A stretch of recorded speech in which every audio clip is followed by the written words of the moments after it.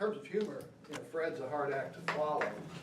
But I'm going to correct all the misperceptions he gave you about live streaming first. Live streaming is sending video content in a compressed form to an audience.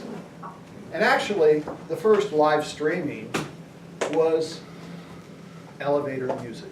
And so Fred and Carl and some others were around for the advent of live streaming, but now we associate it with video. And these technologies are always driven by one of two things: sex or war. Does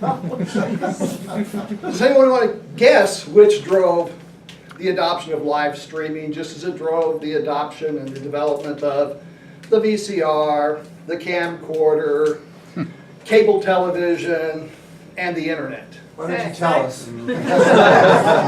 Now, you think I'm going to appeal to your period interest in talking about live streaming sex,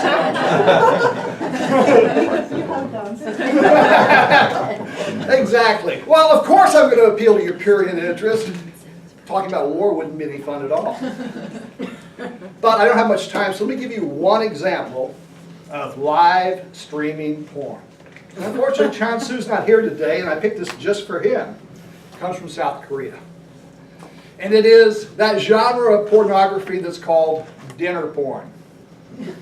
And in fact, the Koreans have a beautiful mashup of the words dinner and broadcast. It's called mukbang, which sounds dirtier than it is. And in mukbang, people live stream themselves gorging on dinner to an audience. And many are paid for this. Thousands of dollars a night. One young lady spends almost $5,000 a month in 2013 to put on her live stream. She do things like eat 30 fried eggs and a box of crab legs in one sitting.